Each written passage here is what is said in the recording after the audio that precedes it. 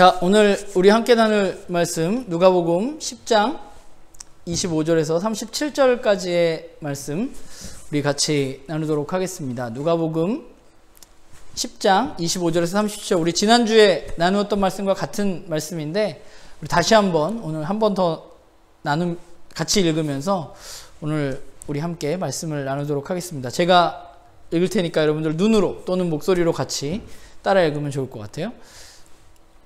어떤 율법교사가 일어나 예수를 시험하여 이르되 선생님, 내가 무엇을 하여야 영생을 얻으리이까? 예수께서 이르시되 율법에 무엇이라 기록되었으며 내가 어떻게 읽느냐? 대답하여 이르되 내 마음을 다하며 목숨을 다하며 힘을 다하며 뜻을 다하여 주 너의 하나님을 사랑하고 또한 내 이웃을 내 자신과 같이 사랑하라 하였나이다.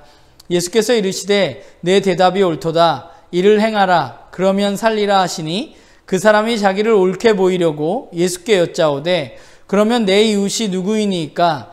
예수께서 대답하여 이르시되 어떤 사람이 예루살렘에서 여리고로 내려가다가 강도를 만나매 강도들이 그 옷을 벗기고 때려 거의 죽은 것을 버리고 갔더라. 마침 한 제사장이 그 길로 내려가다가 그를 보고 피하여 지나가고 또 이와 같이 한 레위인도 그곳에 이르러 그를 보고 피하여 지나가되 어떤 사마리아 사람은 여행하는 중 거기 이르러 그를 보고 불쌍히 여겨 가까이 가서 기름과 포도주를 그 상처에 붓고 싸매고 자기 짐승에 태워 주막으로 데리고 가서 돌보아 주니라. 그 이튿날 그가 주막 주인에게 데나리온 2를 내어주며 이르되 이 사람을 돌보아 주라. 비용이 더 들면 내가 돌아올 때에 갚으리라 하였으니 내 생각에는 이 세 사람 중에 누가 강도 만난 자의 이웃이 되겠느냐? 이르되 자비를 베푼 자니이다. 예수께서 이르시되 가서 너도 이와 같이 하라 하시니라. 아멘. 우리가 3주째 이렇게 영상으로 예배를 드립니다. 다들 되게 보고 싶네요. 네. 곡성이라는 영화가 몇 해 전에 개봉을 했었죠. 근데 그 곡성이라는 영화 중에 영화에 나왔던 대사 중에 굉장히 유명해진 대사가 모시중한디라는 대사입니다. 모시중한디라는 대사는 진짜 중요한 것은 생각하지 않고 중요하지 않은 것들에 대해서만 생각하는 것에 대해서 이야기하고 있는 거죠. 요즘 이렇게 우리가 온라인 예배를 드리고 영상으로 예배를 드리고 이런 일들 가운데 좀 그런 생각을 하게 됐습니다. 그래서 그 영화의 대사가 생각이 났었는데 여전히 인터넷에서는 우리가 영상으로 예배 드리는 것에 대한 논의가 목사님들과 또는 신학자들 그리고 성도들 간에 진행되어지고 있습니다. 그리고 지자체나 정부에서 집회 함께 모이는 이 예배들을 좀 자제해달라는 부탁이 과연 올바른 것이냐에 대한 이야기도 여전히 이곳저곳에서 들려옵니다. 이것이 맞니 저것이 틀리니 하는 이야기들이 여기저기서 오고 가고 있는데 그런데 정작 우리 말고 교회 밖에서는 이러한 논의를 하고 있는 교회를 바라보면서 좀 이해할 수 없다는 그런 생각을 하고 있는 것 같아요. 그러니까 우리는 주일에 예배도 함께 모여서 예배드리는 것이 우리에게 너무나 소중한데 그래서 그것이 굉장히 중요한데 그것이 중요하지 않은 게 아니라 여전히 주일 예배가 우리가 그리스도인임을 나타내는 표지는 아니라는 거죠. 우리는 그리스도인답게 살기 위해서 모여서 예배를 드리는 것이지 우리가 주일에 모여서 예배를 드리기 때문에 우리가 그리스도인은 아닌 것입니다. 그러나 물론 우리가 주일에 함께 모여서 예배드리는 것은 우리가 그리스도인답게 살아갈 수 있는 가장 기본적인 것임을 우리는 알고 있습니다. 그래서 이것이 우리에겐 굉장히 소중한 것이죠. 그런데 사람들이 보기에는 그것이 그렇게 중요하게 여기지 않는다는 것입니다. 더 중요한 것은 함께 모이지 않아서 이 코로나19가 더 이상 확산되는 것을 막는 것이 더 중요하다고 일반적인 사람들은 생각하는 거죠. 그러면 진짜로 이 코로나19 사태를 우리가 겪으면서 우리에게는 무엇이 중요한가라는 생각을 해봅니다. 그리스도인들은 어떤 사람들인가? 우리가 지난주에 나눈 대로 그리스도인들은 하나님을 주인으로 인정하고 자기 자신이 죄인임을 인정하면서 그 하나님을 의지하고 그분의 은혜를 기억하면서 그 은혜 때문에 다른 사람들을 사랑하는 사람들이 바로 그리스도인들입니다. 어쩌면 지금 우리에게 있어서 가장 필요한 것은 우리가 물론 함께 모여서 예배를 드릴 수 있느냐 없느냐, 어느 것이 맞냐 어느 것이 틀리냐의 문제도 있지만 더 중요한 것은 이 상황 속에서 우리는 어떤 그리스도인이 되어야 하는가에 대한 문제가 저는 훨씬 더 우리에게 중요한 문제라는 생각을 하게 됩니다. 그래서 오늘 말씀을 준비하면서 그 영화 대사가 생각났던 것 같아요. 무엇이 중요한지 그 논의에만 우리가 빠져 있는가라는 생각을 하게 됩니다. 말씀으로 돌아가서 우리는 지난주에 우리가 하나님의 은혜를 받은 사람들이기 때문에 우리는 다른 사람들을 사랑하는 좋은 이웃이 되어야 한다는 이야기를 나누었습니다. 오늘 지난주 말씀에 이어서 그렇다면 과연 우리는 누구의 이웃이 되어야 하는가라는 질문으로 시작하려고 합니다. 오늘 본문을 보면 율법교사가 이렇게 질문했죠. 예수님께 누가 나의 이웃입니까? 라고 질문을 했습니다. 그런데 말씀을 처음부터 끝까지 잘 살펴보면 예수님은 사실 이 율법교사의 질문에 대답하지 않으셨습니다. 누가 나의 이웃입니까? 라는 질문을 했는데 말씀을 잘 살펴보면 예수님은 그 질문에는 대답하지 않으셨습니다. 왜 예수님은 대답하지 않으셨을까요? 그것은 그 사람의 질문이, 그 율법교사의 질문이 잘못되었기 때문입니다. 예수님이 지적하고 싶으셨던 것이 있기 때문에. 뭐가 잘못됐느냐? 누가 나의 이웃입니까? 라는 질문은 결국 어떤 의미를 내포하고 있냐 하면 누가 나의 이웃이 아닌가요? 라는 의미를 내포하고 있는 거죠. 내 이웃의 범위를 한정한다는 것은 범위 밖에 내 이웃이 아닌 사람들은 누군가요? 라는 그런 마음을 이 율법교사가 갖고 있었다는 겁니다. 그러니까 지금 이 율법교사는 이웃의 범위를 정하고 싶어 합니다. 내가 사랑해야 할 사람들이 어떤 사람들인지 그 바운더리를 정하고 싶어 하는 거죠. 지금 예수님과 율법교사는 하나님 사랑과 이웃 사랑에 대한 이야기를 나누고 있고 특별히 이웃 사랑에 대한 이야기를 나누고 있었습니다. 사랑에 대한 이야기를 나누고 있었는데 사랑에 대해서 이야기를 나누고 있음에도 불구하고 이 율법교사는 자신의 이웃의 범위를 한정하려고 하고 있음을 우리는 오늘 본문을 통해서 볼 수 있는 거죠. 이 사람은 내가 사랑해야 될 사람이고 이 사람은 내가 사랑하지 않아도 되는 사람이구나 라고 생각하고 싶은 겁니다. 내가 이 사람에게는 자비를 베풀 수 있지만 절대로 저 사람에게는 자비를 베풀 수 없다고 누군가를 배제시켜버리고 싶은 것이죠.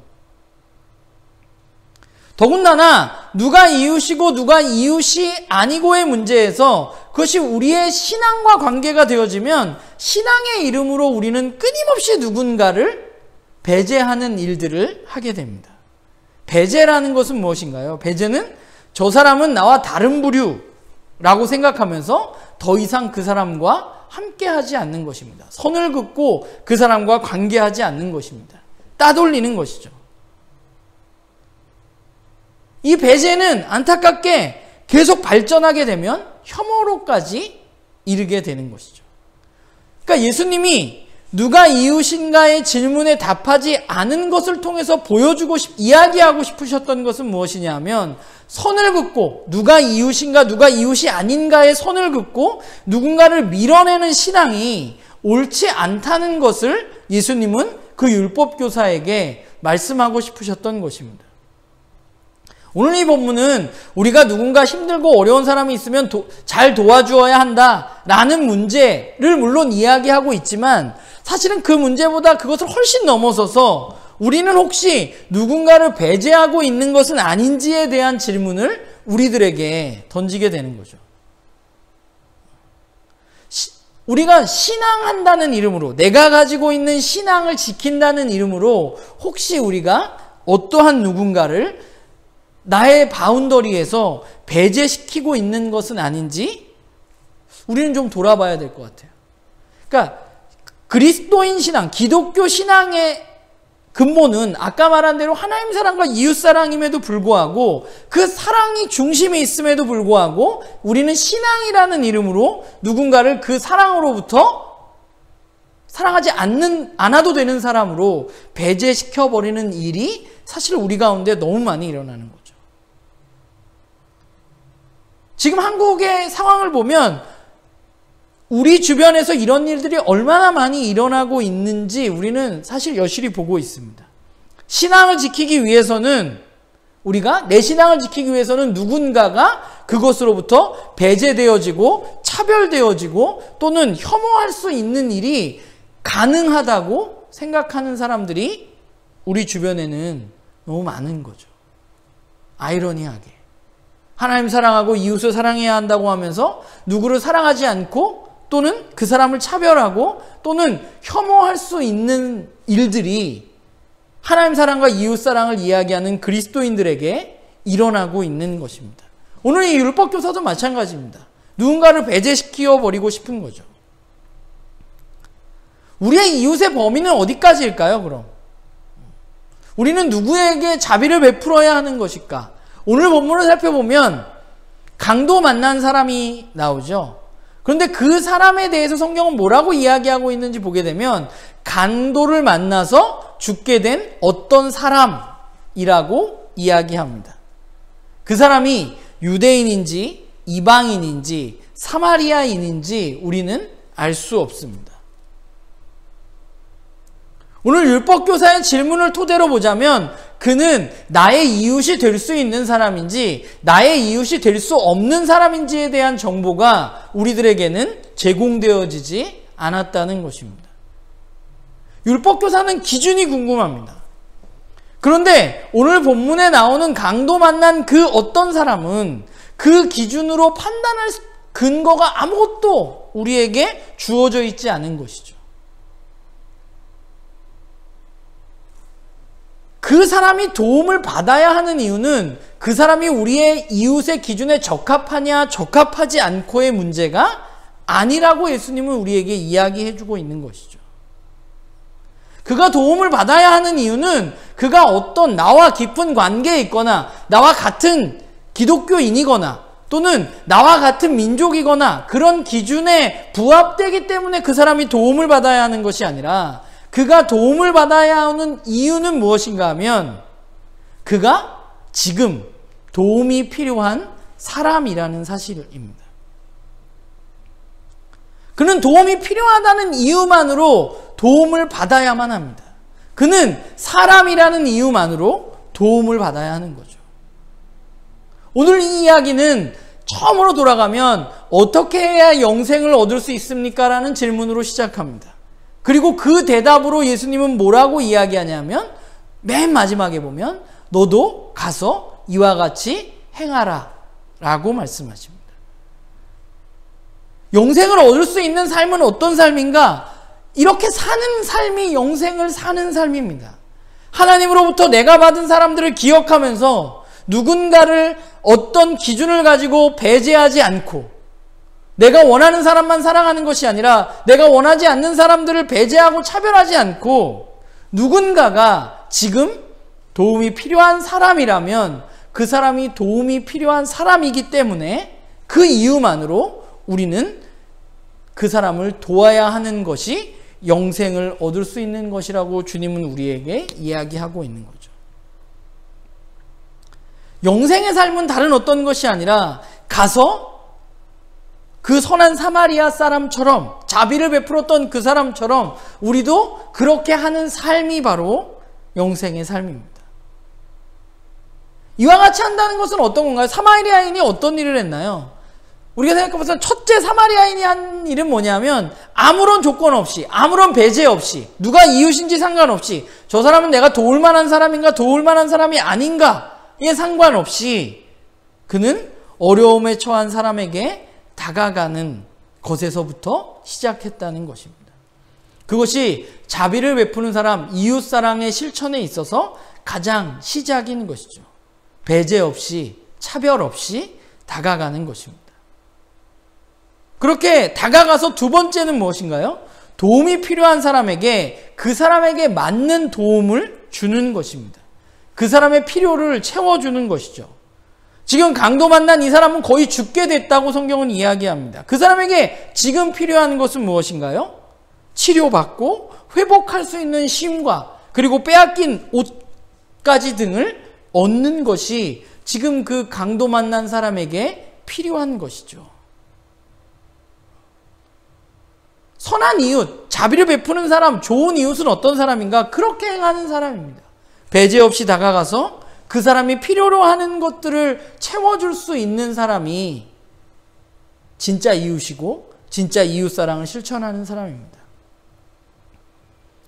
그렇다면 우리는 이제 배제 없이 우리 주변에 있는 이들에게 필요한 도움을 주면 되는데, 그러면 우리는 어떤 필요를 채워줘야 하는 것일까요? 우리 주변의 이웃들에게. 물론 오늘 본문에 나온 사람처럼 강도 만난 사람처럼 그런 사람을 도와주면 우리는 당연히 도와야겠지만, 그런 사람 외에 우리가 일반적으로 우리의 삶을 살아가면서 우리는 우리 주변에 있는 사람들을 바라보면서 그들의 어떤 필요를 채워줘야 하는 것일까라는 질문을 좀 해보게 됩니다. 그러기 위해서는 우리 그 사람들이 어떤 필요를 가지고 있는지 알아야 하는 것이죠. 그런데 그 필요의 문제를 우리가 생각하기 위해서 한 가지 먼저 우리가 기억해야 할 것이 있습니다. 그것은 뭐냐면 인간 자체가 가지고 있는 필요에 대해서 우리는 좀 알아야 하는 거죠. 우리는 인간의 창조 목적이 무엇인지 알아야 합니다. 그리고 그 창조 목적에 벗어난 죄의 결과가 무엇인지도 알아야 합니다. 왜냐하면 그것이 사람들의 필요와 뗄래야 뗄 수 없는 관계에 있기 때문입니다. 인간은 하나님이 만드셨습니다. 우린 그렇게 믿고 있죠. 그렇다면 하나님이 인간을 만드셨을 때 어떻게 만드셨는가? 굉장히 중요한 인간을 만든 창조 원리가 성경에 기록되어져 있는데, 그것은 무엇이냐 하면 인간은 하나님에게 의존적인 존재로 창조되었다는 것입니다. 인간은 하나님께 의존해야만 하는 사람들입니다. 그렇기 때문에 인간은 하나님과 온전한 관계를 누려야만 합니다. 이것은 그것을 알고 있는 사람이건 그렇지 않은 사람이건 모든 사람들에게 적용되는 것입니다. 그냥 그것을 모르고 있을 뿐이지. 그렇기 때문에 하나님에게 의존적이지 않고 그분과 관계를 맺지 않는 상태가 되면, 그분과 우리가 분리되어지게 되면 어떻게 되느냐? 인간에게 문제가 생기기 시작하는 거죠. 인간은 하나님과 분리되었을 때 어떤 일들이 일어나느냐? 공허하고 좌절감을 느끼고 때때로 고통을 느낍니다. 세상 무엇으로도 채울 수 없는 공허함이 하나님과의 분리 상태에서 나타나는 가장 큰 현상입니다. 이거는 교회 다니지 않건 교회를 다니건 예수님 믿건 예수님 믿지 않건 모든 사람들에게 보편적으로 나타나는 것입니다. 왜 그러냐? 우리가 그렇게 창조되었기 때문입니다. 우리가 사람들의 필요를 돕기 위해서는 그들의 필요를 알아야 하는 것인데, 그들의 사실은 근본적인 필요는 무엇이냐면 하나님과 온전한 관계를 통해서 그들의 삶이 풍성해지는 것입니다. 하나님과의 단절과 분리에서 그들의 문제가 발생하고 그 문제를 해결해 주어야 하는 것이 사실 우리들이 가지고 있는 궁극적인 목적입니다. 그러기 위해서 이것에 대해서 좀 더 자세하게, 길진 않지만 짧게 이야기를 해보면, 우리는 하나님과 분리되었을 때 우리에게 여러 가지 일들이 나타나게 되는데, 첫 번째는 뭐냐 하면 창세기 3장 7절에서 19절에 보면 성경은 하나님과 인간의 단절로부터, 관계가 깨어짐으로부터 나타나는 결과를 이야기하고 있는데, 크게 네 가지 영역으로 이야기할 수 있습니다. 첫 번째는 하나님과의 관계가 깨어졌다는 것입니다. 하나님과 우리는 분리되었습니다. 창세기 3장 8절에 보면 이렇게 말합니다. 그들이 그날 바람이 불 때 동산에 거니시는 여호와 하나님의 소리를 듣고 아담과 그의 아내가 여호와 하나님의 낯을 피하여 동산 나무 사이에 숨었다라고 말합니다. 원래 인간은 어떤 존재였나요? 하나님과 대화하며 그분과 함께 바람을 맞으며 산책하는 사람들이 인간이었습니다. 그런 존재였습니다. 그런데 죄로 인해서 죄 이후의 인간은 하나님의 존재에 대해서 어떻게 느끼나요? 그분과 함께 있기를 원하는 것이 아니라 그분에 대한 두려움을 느끼게 되는 거죠. 그래서 하나님과 함께 하려고 애쓰는 것이 아니라 하나님을 피해서 나뭇가지 사이에 피하는 존재가 되어지는 것입니다. 거기에 우리는 머무를 수밖에 없게 되는 것이죠. 그리고 그 하나님과의 관계가 깨어졌을 때 두 번째로 나타나는 것은 무엇이냐면 우리는 우리 자신과 분리되어지고 우리 자신과의 관계에서 깨어지는 일들을 겪게 됩니다. 창세기 3장 10절에 보면 이렇게 말해요. 이르되 내가 동산에서 하나님의 소리를 듣고 내가 벗었으므로 두려워하여 숨었나이다 라고 말합니다. 원래 하나님이 만든 인간은 하나님의 무한한 사랑을 받는 존재였습니다. 하나님과 깊이 교제하면서. 그런데 이제 그 사랑을 누리지 못하게 되자, 그 사랑을 받지 못하게 되자 인간이 느끼는 감정은 뭔가요? 수치심과 두려움의 자의식을 느끼게 되는 거죠. 인간은 스스로 채울 수 있는 존재가 아닙니다. 우리는 우리 스스로 채울 수 없습니다. 그런데 놀라운 것은 인간은 그렇다고 해서 하나님으로부터 채우냐? 아닙니다. 우리는 하나님을 거부하는 일들을 끊임없이 해나갑니다. 그러면서 놀랍게 하나님을 우리가 그럼 안 채우느냐? 안 채우는 게 아니라 하나님을 거부하는데 하나님을 대체할 것들을 우리는 끊임없이 찾습니다. 우리가 앞에 로마서 말씀을 공부하면서 같이 이야기했던 것처럼 로마서 1장 23절에 보면 바울이 이렇게 말해요. 하나님의 진리를 거짓으로 바꾸고 피조물을 조물줄보다 더 경배하고 섬기게 되었다라고 말합니다. 인간은 무언가 채워줘야 하는 존재인데 인간 스스로 채울 수 없어요. 그래서 인간이 하는 건 뭐냐면 하나님으로부터 채우면 되는데 그걸 거부하기 때문에 끊임없이 하나님 외의 것들, 하나님 만드신 피조물들로 그것을 대체하고 그리고 하나님을 예배해야 하는 존재였는데 그 피조물들을 경배하고 섬기는 존재로 살아가는 거죠. 그런데 문제는 무언가요? 하나님이 아닌 그 피조물들로 우리가 채워지지 않는다는 것입니다. 우린 돈이 많으면 뭔가 풍성한 삶을 살 수 있을 것 같지만 내 문제가 다 해결되어질 것 같지만 그렇지 않습니다. 돈이 많으면 더 많은 사람을 바라보게 되고 우리는 사람들과 좋은 관계만 맺으면 내 삶이 아무 문제가 일어날 것 같지 않지만 우리가 그 관계를 갈망할 때 그 관계 속에서 우리는 또 어려움에 빠지게 되는 것이죠. 우리는 공허함을 채우기 위해서 어떤 것들을 이용합니다. 그런데 그것들을 이용하게 될 때 하나님 외의 것들을 이용하게 될 때 우리는 더 큰 공허함을 느끼게 되는 것이고 우리의 자아가 파괴되어지고 사랑받지 못하는 우리는 자존감이 결여되어지는 그런 심각한 고통을 겪게 되는 것이 바로 우리인 거죠. 그게 우리 관계가 우리 자신에 대한 깨어짐입니다. 셋째로 우리는 다른 사람들과의 관계가 깨어지게 됩니다. 창세기 3장 7절에 보면 이렇게 말해요. 이에 그들이 눈이 밝아져서 자기들이 벗은 줄을 알고 무화과 잎을 엮어 치마로 삼았다라고 말합니다.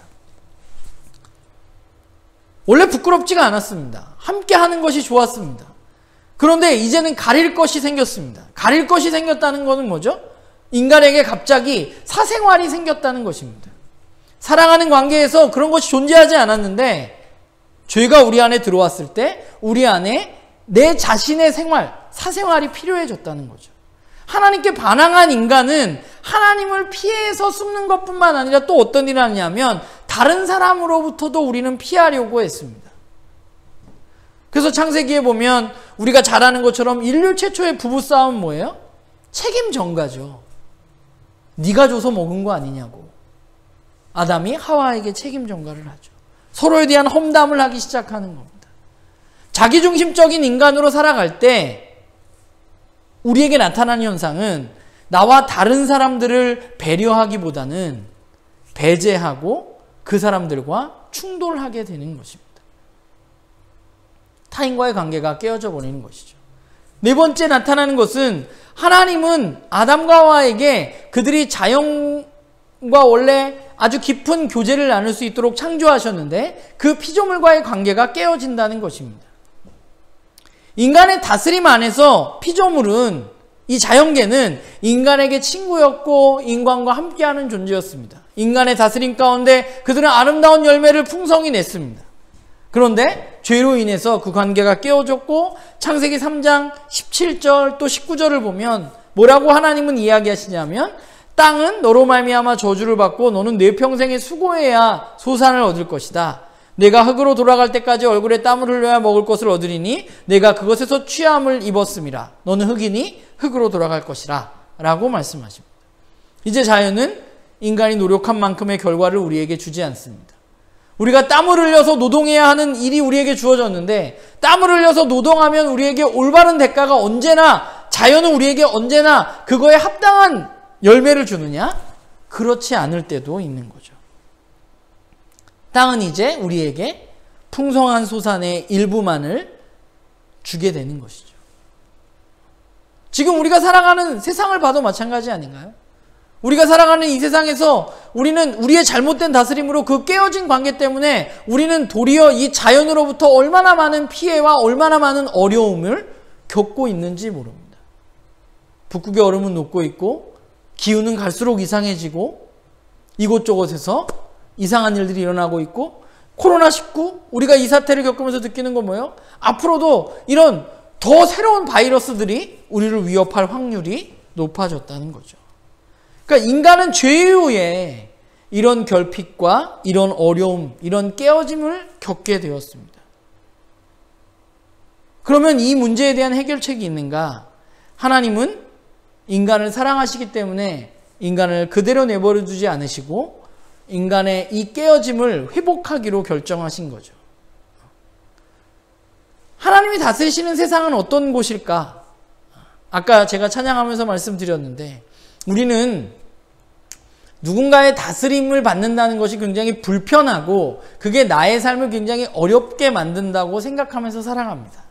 그래서 하나님이 우리를 완전하게 다스리신다는 거에 대해서 우리는 거부감을 가지고 있어요. 왜냐하면 그분이 나를 완전하게 다스리시면 내가 내 마음대로도 못하고 내가 굉장히 힘들 것이라고 우리는 생각합니다.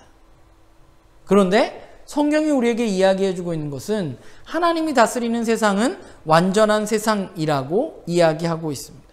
우리가 오늘 찬양했듯이 하나님이 다스리는 세상은 완전한 사랑과 완전한 공의로 다스려지는 세상이고 하나님이 다스리시는 그 세상은 우리를 가장 우리답게 나를 가장 나답게 만들어줄 세상이 바로 하나님의 다스림 안에 거하는 세상이라고 성경은 우리에게 이야기하고 계신 거죠. 그리고 하나님은 이 관계, 깨어짐의 관계를 회복시키기 위해서 그 나라를 시작하시게 되는데 그 나라의 시작은 어디서부터 시작되냐? 바로 예수 그리스도를 이 땅에 보내심으로 말미암아서 시작되게 되는 거죠. 우리가 너무 잘 알고 있는 마가복음 1장 15절을 보면 이르시되 때가 찼고 하나님 나라가 가까이 왔으니 회개하고 복음을 믿으라 라고 예수님은 말씀하십니다. 예수님은 그 나라가 시작되었다. 그 나라가 가까이 왔어. 이제 시작되었어. 라고 우리에게 말씀하십니다. 이제 우리는 그 나라 안으로 들어가야만 합니다. 그 나라의 백성이 되어야 합니다. 그분의 다스림을 받아야 합니다. 그런데 그 나라로 들어가기 위해서 필요한 것들이 있습니다. 그것이 뭐냐? 회개하고 복음을 믿는 것입니다. 회개한다는 것, 복음을 믿는다는 것은 어떤 것이냐? 이 말은 결국 하나님이 우리의 진짜 주인임을 인정하고 그분을 통해서 우리의 삶만이 채워질 수 있다는 사실을 믿고 나 중심의 세계에서 하나님 중심의 세계로 내가 내 삶을 다스리던 곳에서 벗어나서 하나님 중심의 삶으로 우리의 삶을 재개편하고 돌이키는 것입니다. 그게 회개하고 복음을 믿는 것입니다. 그때 우리에게 어떤 일이 일어나나요? 그분의 다스림을 받을 때 우리는 깨어졌던 관계들이 회복되어지는 놀라운 일을 경험하게 되는 거죠. 그게 그리스도인들에게 주어진 가장 놀라운 특권 중에 특권입니다. 삶의 모든 영역에서 그분의 다스림 안으로 들어갈 때 우리는 이 문제들이 우리가 가지고 있었던 필요들이 해결되어진다는 것을 저와 여러분은 경험한 사람들입니다. 우리가 그냥 예수 믿는 것이 내 죄의 문제 해결해서 내가 죽고 그냥 천국 가는 게 아니라 오늘 우리가 살아가는 이 깨어진 여러 가지 상태들 속에서 그분의 다스림 안으로 들어갈 때 그것들이 회복되어지는 일이라는 것을 우리가 기억한다면, 우리가 그것을 알고 있다면 이제 우리가 해야 할 일은 무엇일까요? 우리는 이제 그 하나님 나라의 사역을 이 땅 가운데 우리의 모든 것을 다해서 해나가는 것입니다. 우리가 좋은 이웃이 된다는 것, 그들의 필요를 배제 없이 다가가서 그들의 필요를 채워준다는 것은 무엇이냐면 우리는 그들의 필요를 하나님의 다스림 안에서 사실은 궁극적으로 채워줄 수 있어야 하는 거죠. 그런데 그 일을 하기 위해서 우리가 먼저 해야 할 일이 있습니다. 그것은 뭐냐 하면 우리 자신을 먼저 돌아보는 것입니다. 저는 교회는, 우리 공동체는 하나님 나라의 모델하우스라는 생각을 하게 됩니다. 모델하우스는 뭔가요? 진짜 집은 아니지만 진짜 집이 이런 곳이라는 것을 사람들에게 보여주는 곳입니다. 교회는 하나님 나라가 어떤 곳인지 사람들에게 이 깨어진 세상 가운데 보여줄 수 있는 공동체입니다. 그리고 그 일들을 해나가야만 하는 거죠. 그렇기 때문에 교회는 예수 그리스도의 왕되심 아래에서 그분의 다스림을 받는 것이 어떤 것인지에 대해서 우리는 보여주어야 하는 사람들입니다. 그분의 다스림이 우리를 힘들게 하고 우리를 쩌들게 하고 못 살겠다 이게 아니라 그분의 다스림 안에서 우리가 얼마나 행복하고 우리가 얼마나 풍성한지를 우리는 드러내는 사람들이어야 된다는 거죠. 디아코니아라는 단어가 성경에 많이 나옵니다. 디아코니아는 섬김, 봉사란 말로 개역개정 성경에 번역되어져 있는 말입니다. 그런데 이 섬김과 봉사, 이 디아코니아의 원래 의미는 어떤 것이냐면 식탁 옆에서 수종을 들면서 사람을 먹여주는 역할을 하는 사람입니다. 하나님 나라가 우리 가운데 임한다는 것은 저는 우리 안에, 우리 공동체 안에 먼저 디아코니아가 이루어져야 한다고 생각합니다. 우리 안에 우리는 다른 사람들을 섬기는 사람이어야만 한다는 거죠. 플라톤이란 철학자는 이렇게 이야기했습니다. 다른 사람을 섬겨야 하는 사람이 어떻게 행복할 수 있느냐라고 질문했습니다. 그리고 우리가 살아가고 있는 지금 이 시대, 21세기도 마찬가지입니다. 누군가를 섬기기 위해서 우리가 희생하고 양보하는 것보다 나 자신을 위해서 노력하는 것이 우리를 더 행복하게 해줄 것이라고 사람들은 끊임없이 이야기합니다. 그런데 놀랍게 우리가 그렇게 믿고 있는 성경은 우리에게 정반대로 이야기하고 있는 거죠. 예수님은 우리에게 섬기는 자로 오셨다고 말씀하셨습니다. 그리고 섬기는 사람이 큰 사람이라고 말씀하셨습니다.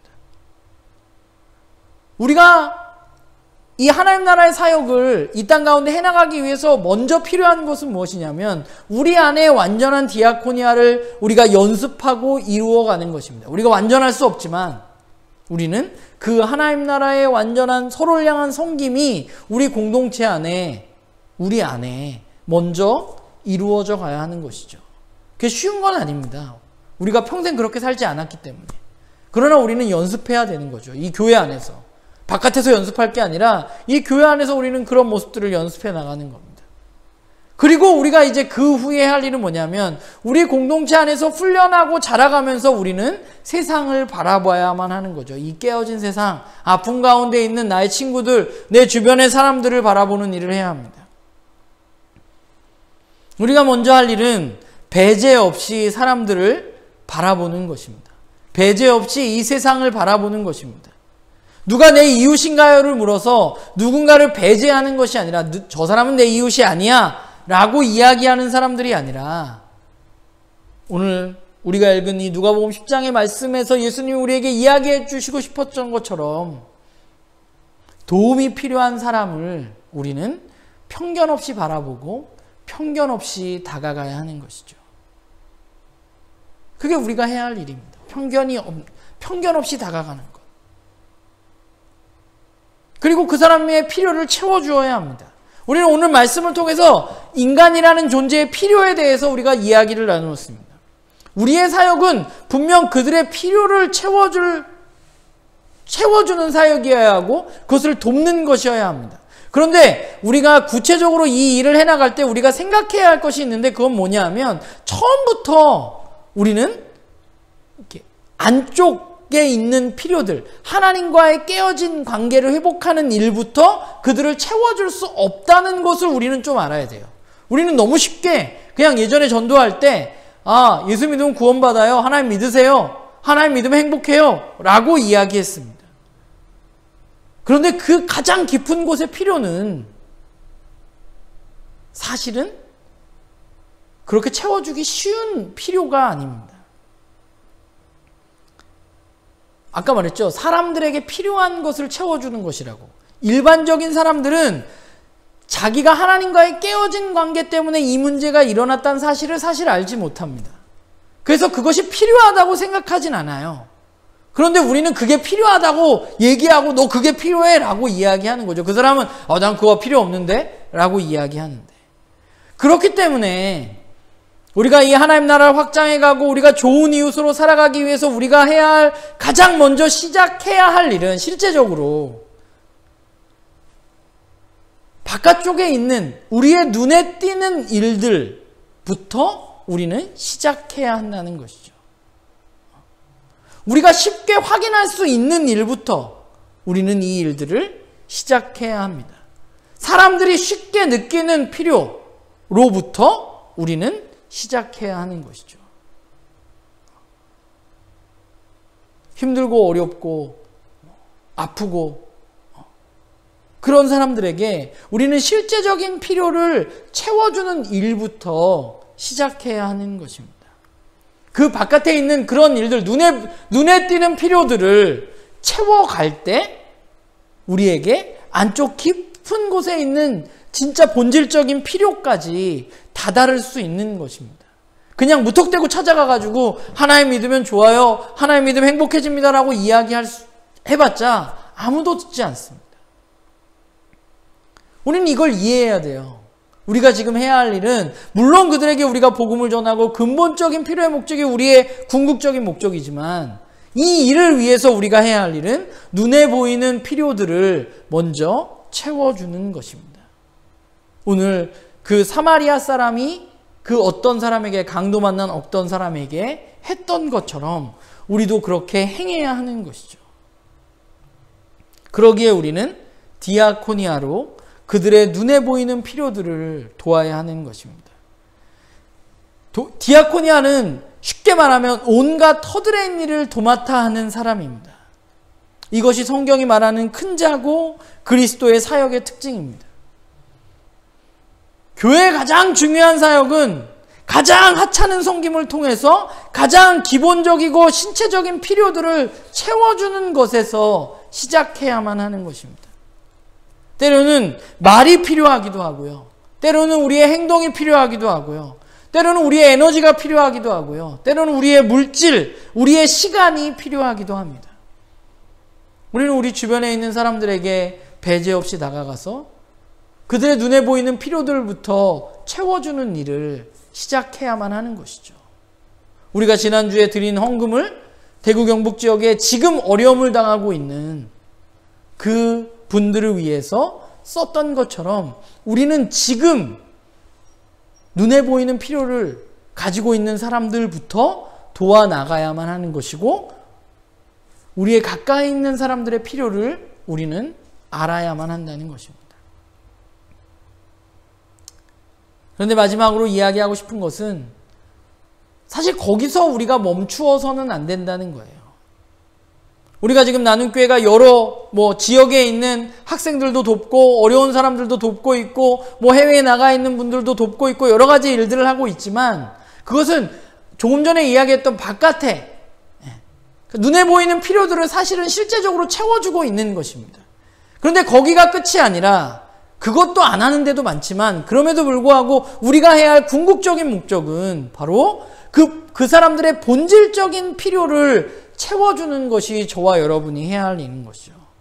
하나님의 다스림이 얼마나 우리 가운데 풍성한 삶을 드러나게 하는지 우리는 그들에게 알려주고 함께 누려야만 하는 것입니다. 그 사실을 잊지 말고 예수님의 말씀대로 오늘 그 율법교사에게 말씀하신 대로 그 명령이 저는 저에게 하는 말씀이라는 생각이 들어요.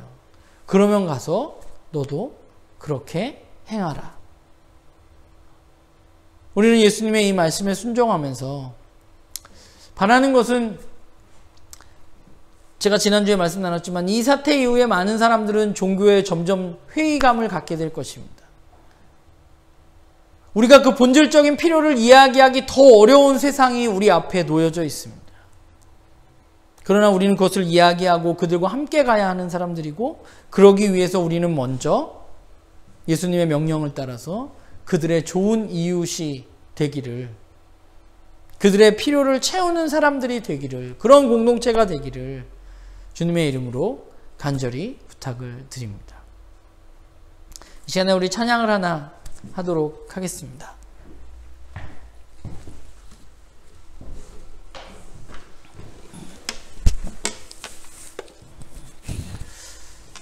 사실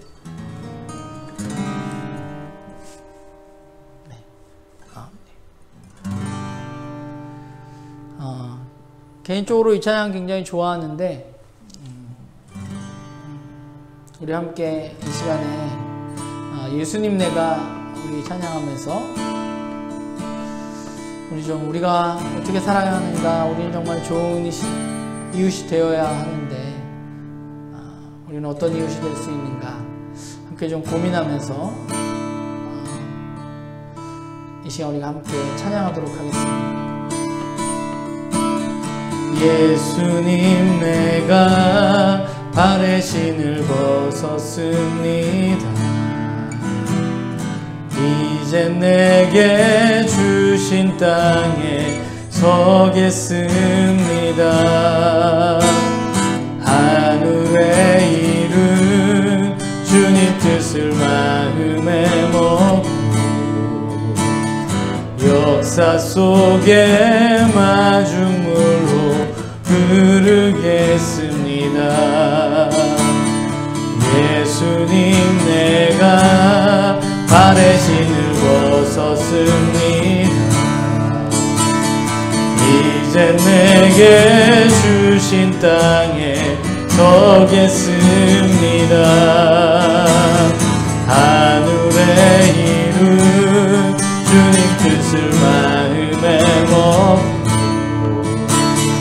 역사 속에 마중물로 흐르겠습니다. 예수님 내가 나의 손을 들었습니다. 이제 내게 주신 길을 갖겠습니다. 살과 피로써 베푼 뜻을 마음에 먹고 세상 속에 밥이 되어 먹히겠습니다. 우리 한 번 더 찬양할까요? 예수님 내가 나의 손을 들었습니다. 이제 내게 주신 길을 걷겠습니다. 하늘 위로서 베푼 뜻을 마음에 먹고 세상 속에 밥이 되어 먹히겠습니다.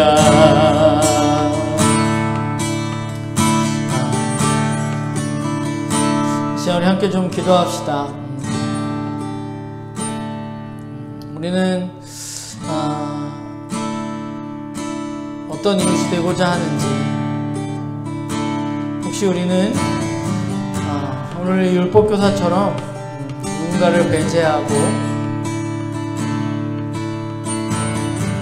어떤 선을 긋고 우리가 이웃을 한정하려 하고 있는 것은 아닌지, 또 우리가 정말 우리 주변에 있는 이웃들의 필요에 우리는 정말 관심을 가지고 있는지,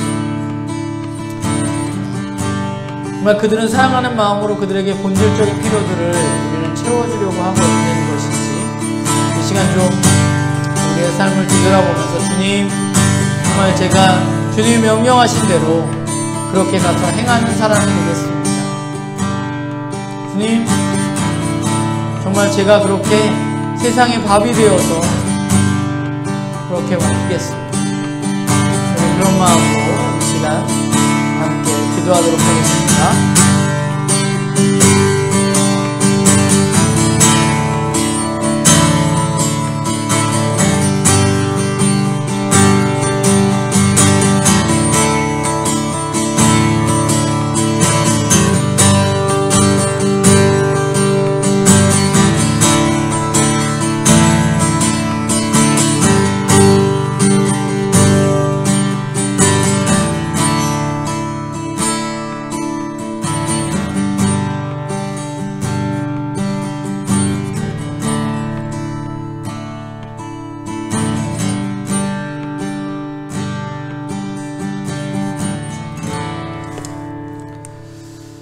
주님,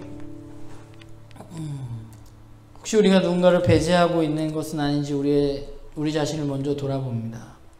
우리가 혹시 신앙이라는 이름으로 다른 사람들을 차별하고 있지는 않은지 우리의 삶을 뒤돌아봅니다. 하지만 주님은 우리에게 그 배제가 틀렸다고 이야기하시고 도움이 필요한 사람들에게 네가 좋은 이웃이 되어야 한다고 말씀하십니다. 하나님, 코로나19 이후에 우리는 더 어려운 상황에 놓이게 될 수 있습니다. 그러나 하나님과의 관계 속에서 우리의 필요가 채워지고 있듯이 우리가 그분의 다스림이 얼마나 놀랍고 그 다스림 안에 있는 것이 얼마나 풍성한 삶인지 우리가 누리고 있듯이 이 땅에 아파하고 있는 많은 우리의 주변에 있는 우리의 이웃들 가운데 하나님, 우리가 좋은 이웃으로 하나님 그 필요를 채워주는 사람들로, 채워주는 공동체로 주님 살아갈 수 있도록 인도하여 주시옵소서. 오늘 주님 말씀하신 대로 네가 가서 그렇게 행하라 라고 하셨던 그 말씀을 우리가 기억하면서 온전히 그 명령에 따라서 우리가 이 땅 가운데 그런 사람들로 자라갈 수 있도록 주님 인도하여 주시옵소서.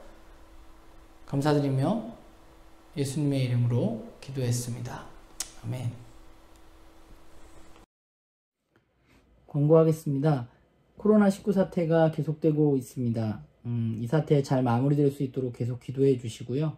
지난주 나는 가족들이 드린 헌금은 하나복 네트워크를 통해서 대구 경북 지역 또 그 대구 경북 지역을 비롯한 코로나19 사태로 어려움을 겪고 있는 주변의 이웃들을 위해서 쓰도록 하겠습니다.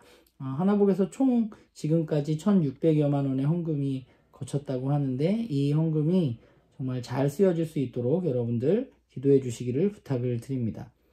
두 번째는 예배 안내입니다. 카톡방을 통해서 말씀드린 대로 우리가 지금 3주째 함께 모여서 예배를 드리지 못하고 있는데 코로나19 사태가 더 확장세가 없으면 다음 주에는 우리가 함께 모여서 11시에 예배를 드리려고 합니다. 그런데 이게 확실하지 않기 때문에 추후 다시 공지해 드리도록 하겠습니다. 세 번째 광고는 우리가 지난주부터 밤 9시에 기도를 하자고 제가 공지를 드렸었는데 이번 주에도 계속 하려고 합니다. 우리가 함께 모일 수 없지만 우리가 좀 일정한 시간을 정해서 함께 나눔 가족들과 특별히 우리 효진 집사님 가정을 위해서 여러분들 함께 기도해 주시기를 부탁을 드립니다. 이 시간 우리 축도하고 예배 마치겠습니다. 이제는 우리 주 예수 그리스도의 놀라우신 은혜와 또 하나님의 아버지의 우리를 향한 지극하신 사랑하심과 성령님의 감화 감동 역사 교통하심이 이 시간 머리 숙인 우리 모두와 나는 교회 식구들 가운데 또 아픔을 당한 어려움을 당한 여러 이웃들 가운데 지금부터 영원토록 함께해 주시기를 간절히 축복하고 기도하옵나이다. 아멘.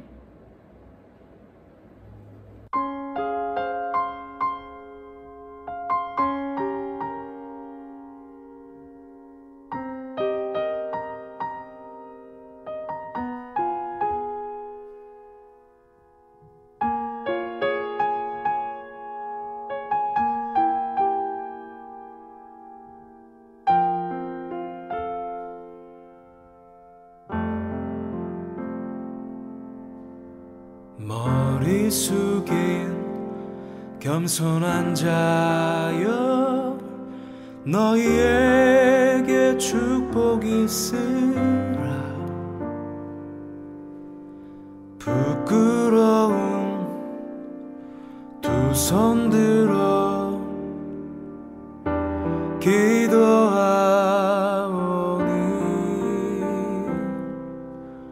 하늘 향해 서 있는 자여 너희에게 평안이 있으라. 살아계신 아버지께서 지키시고 인도하시리.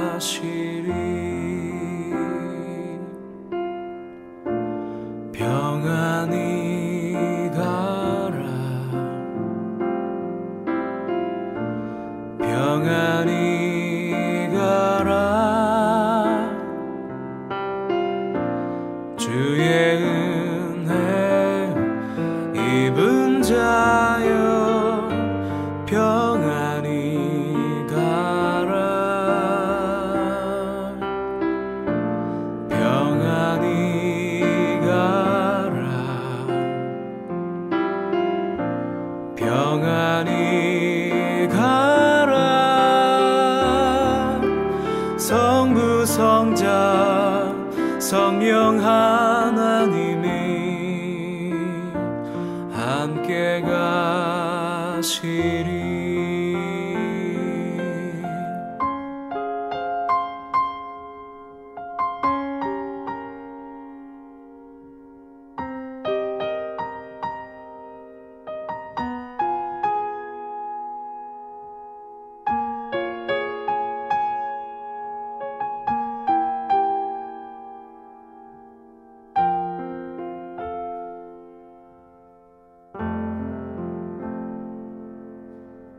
머리 숙인 겸손한 자여 너희에게 축복이 있으라. 부끄러운 내 두 손 들어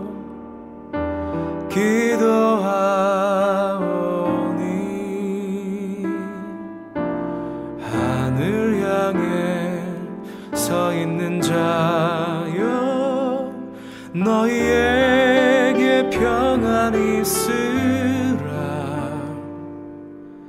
살아계신 아버지께서 지키시고 인도하시리.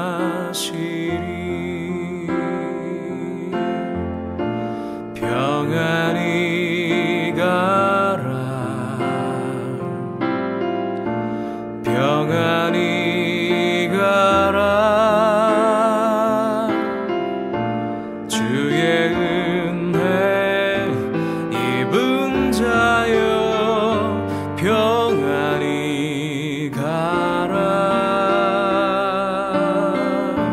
평안히 가라. 평안히 가라. 성부 성자 성령 하나님이 함께 가시리. 성부 성자 성령 하나님이 함께 가시리.